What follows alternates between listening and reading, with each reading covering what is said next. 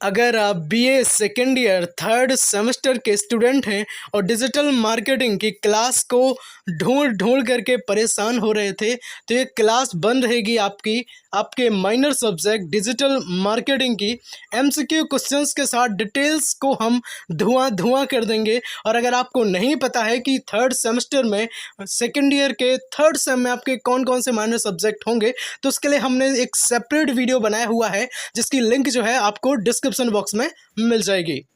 ये जो वीडियो है सभी यूनिवर्सिटीज़ के लिए बराबर इम्पोर्टेंट रोल प्ले करेगा।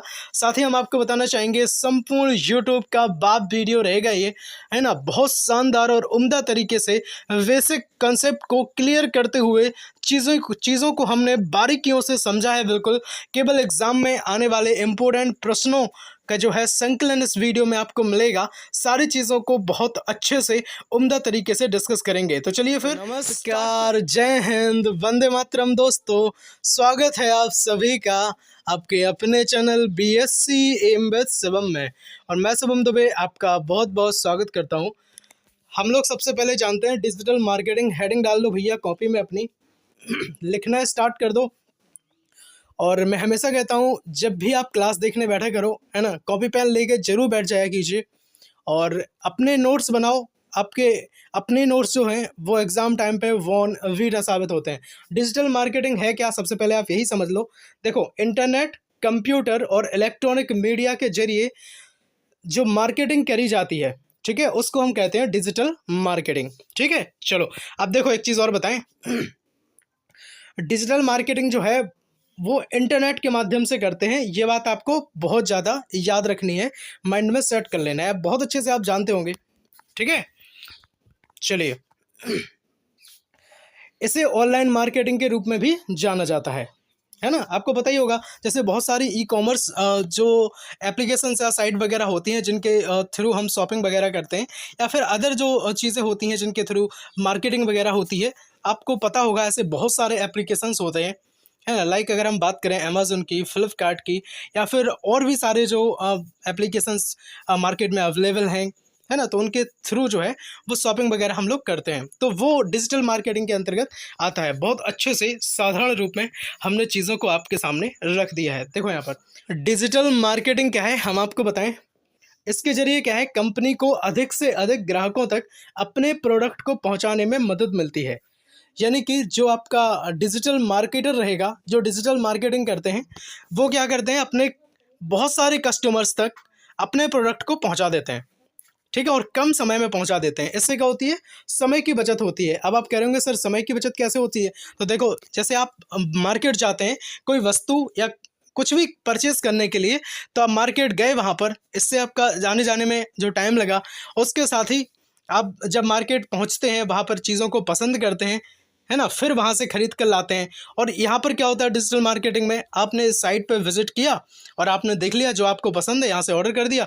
होम डिलीवरी भी रहती है, वो घर पे आपके प्रोडक्ट को डिलीवर कर जाते हैं। ठीक है, तो अगर अच्छा लग रहा हो ना, जी बिल्कुल, अगर अच्छा लग रहा हो ना, तो लाइक करना बिल्कुल भी नहीं बोलना है। लाइक जरूर कर दो वीडियो को अभी से, और सब्सक्राइब करके चैनल को आप हमसे जुड़ सकते हैं। ऐसी बहुत सारी मज़ेदार वीडियोस हम आपके लिए लाते रहते हैं। यहाँ से आपके क्वेश्चंस की शुरुआत हो जाती है। देखो यहाँ पर प्रश्न नंबर 1 आपके सामने रहेगा। डिजिटल मार्केटिंग में संक्षिप्त रूप सीटीआर का क्या अर्थ है ना।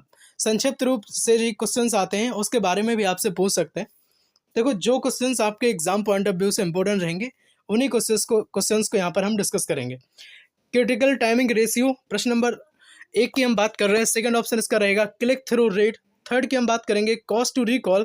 फोर्थ की बात करेंगे क्लिक थ्रू रेवेन्यू। तो अगर हम बात करेंगे राइट आंसर की, तो हो जाएगा option number 2 click through rate.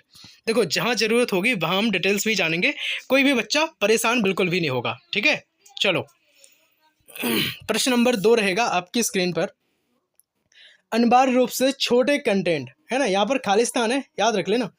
अनिवार्य रूप से छोटे कंटेंट डिस्क्रिप्टर हैं जो सर्च इंजन को यह बताने में मदद करता है कि वेब पेज किस बारे में है ना। ऑप्शन नंबर 1 की बात करेंगे वर्ड क्लाउड, या सेकंड की बात करेंगे हीट मैप, या थर्ड की बात करेंगे डेंडोग्राम, फोर्थ की बात करेंगे मेटा टैग। तो अगर इसके राइट आंसर की बात करें तो हो जाएगा मेटा टैग। अब आप पूछ रहे होंगे सर मेटा टैग क्या है, देखो हम बताएं। मेटा टैग क्या है, मेटा टैग HTML में मौजूद होते हैं। कहाँ होते हैं, HTML में मौजूद होते हैं।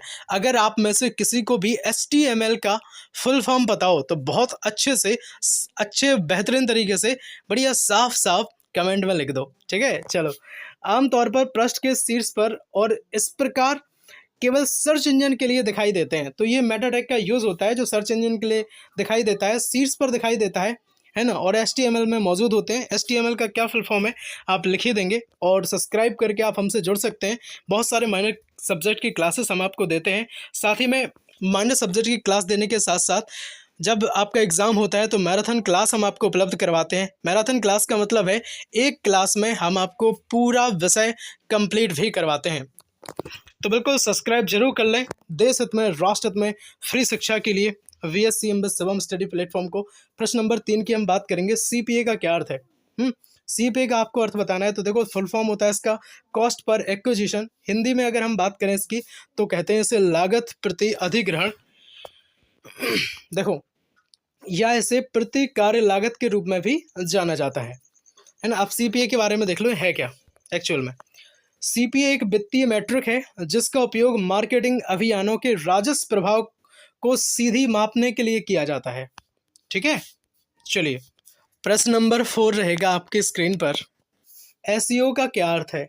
SEO के फुल फॉर्म की अगर हम बात करें तो हो जाएगा सर्च इंजन ऑप्टिमाइजेशन, है ना। अब SEO है क्या आप अच्छे से समझ लो पहले। देखो, आपके सामने एक इमेज दिख रही होगी। SEO ही क्या है? वेबसाइट को फाइंड करवाता है, वेबसाइट की जो है वो खोज करवाता है। एनालिटिक का भी काम होता है SEO का। कंटेंट देखता है भाई SEO आपका कैसा है, तभी उसकी एनालिटिक होती है चीज़ों की, और वो एल्गोरिदम में आती है चीज़ें। अगर हम बात करें, बहुत सारी चीज़ें हैं, चाहे कीवर्ड्स को लेकर के बात हो, सोशल मीडिया प्लेटफॉर्म पर ट्रैफिक लाने की बात हो, रैंकिंग देने की बात हो, या ऑप्टिमाइजेशन की बात हो, तो कहीं ना कहीं ये सारे जो काम है वो SEO के ही हो जाते हैं। देखो, अब यहाँ से आप पढ़ लो, आपको एक चीज़ समझ आ जाएगी। SEO क्या है?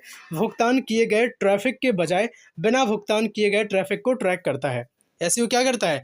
जो भुगतान करके ट्रैफिक लाया जाता है वेबसाइट पर, कई कई तरीके से जो विज्ञापन लाए जाते हैं, तो उस पर जो है आपका SEO जो काम करता है, उसकी जो एनालिटिक होती है, ऑप्टिमाइजेशन करता है वो जिस तरीके से, तो कहीं ना कहीं चीज़ों को वो बिना भुगतान किए गए ट्रैफिक पर जो है वो ट्रैक करता है, ठीक है। बस इसके बारे में आपको ज़्यादा जानने की आवश्यकता नहीं है। जो चीज़ें हैं बिल्कुल वो हमने आपको बताई हैं।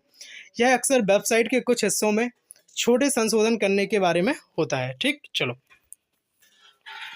और नीचे एक चीज़ और देख लो आप। SEO का मतलब सर्च इंजन ऑप्टिमाइजेशन है, हम आपको पहले भी बता चुके हैं। प्रश्न नंबर 5 की बात करेंगे, आपके स्क्रीन पर रहेगा। देखो, PPC क्या है ना। तो पे पर क्लिक है ये। हिंदी में कहेंगे अगर इसको तो भुगतान प्रति क्लिक हम इसे कहते हैं। और एक्चुअल में है क्या? देखो, यह एक ऑनलाइन विज्ञापन मॉडल है ना, जिसमें आपसे केवल तभी कुछ शुल्क जो है वो लिया जाएगा जब कोई उपयोगकर्ता आपके विज्ञापन पर क्लिक करेगा, है ना। ऐसे नहीं लेते हैं। जब आप कोई अगर ऐड, जैसे आपने यूट्यूब खोला तो कोई अगर ऐड चलने लगा, अगर उस ऐड पर आप क्लिक करते हैं तो CTR लगता है यहाँ पर, क्लिक थ्रू रेट जिसे कहते हैं। तो यहाँ पर PPC की बात करते हैं कहीं ना कहीं। तो पे पर क्लिक, अगर आपने क्लिक कर दिया तो वो पे करना पड़ेगा उसे। चलिए, प्रश्न नंबर 6 आपके सामने रहेगा। इन्वेस्ट का अर्थ क्या होता है ना। आप सब जानते होंगे इन्वेस्ट क्या होती है। देखो, नेगोशिएबल, वैल्यूएबल, एस्टिमेबल, साइज और टेस्टेबल, ठीक है। इसका ये तो हो गया फुल फॉर्म।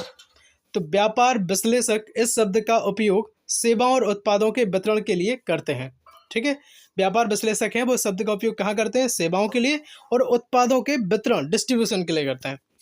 चलिए, बात करेंगे प्रश्न नंबर 7 की, जो रहेगा आपकी स्क्रीन पर। इंटरनेट बैंकिंग का अर्थ क्या होता है? तो देखो भाई, नेट प्रैक्टिस है क्या? बैंक में नेट सुविधा है क्या? या इंटरनेट के जरिए बैंकिंग है क्या? इंटरनेट बैंकिंग का अर्थ, या फिर ये सभी हो जाएंगे। तो अगर हम बात करेंगे राइट आंसर की तो हो जाएगा इंटरनेट के जरिए बैंकिंग करना कहलाता है इंटरनेट बैंकिंग। प्रश्न नंबर 8 की अगर हम बात करेंगे तो भारत की पहली राजनीतिक पार्टी का नाम बताइए जिसने इंटरनेट पर अपनी वेबसाइट बनाई है ना। आपको बताना है भाई ऐसी कौन सी राजनीतिक पार्टी है, पॉलिटिकल पार्टी की बात हो रही है यहाँ पर। BJP है क्या? VSP है क्या? कांग्रेस है क्या?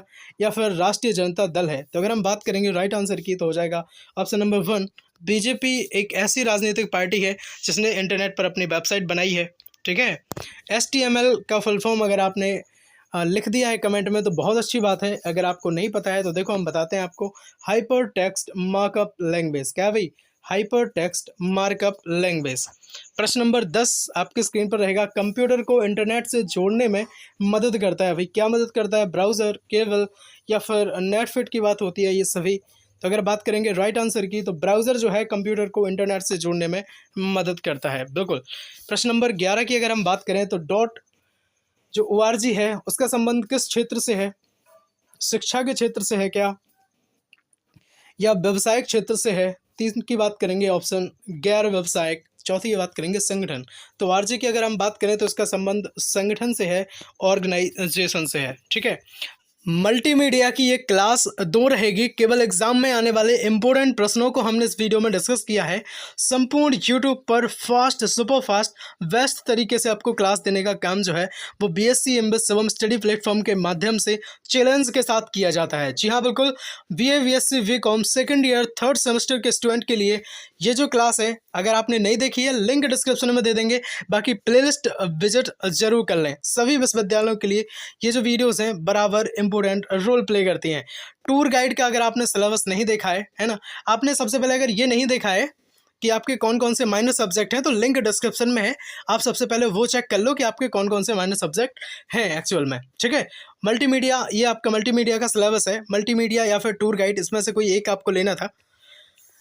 रिजल्ट आ गया या नहीं आया, इस बारे में हमने एक वीडियो बनाया था, है ना, और जैसे ही आपका रिजल्ट आ जाएगा हम बहुत जल्द आप तक सूचना भी पहुंचा देंगे। सेकंड सेमेस्टर की हम बात कर रहे हैं, और जिसके पेपर आप OMR सीट पर देकर आए थे।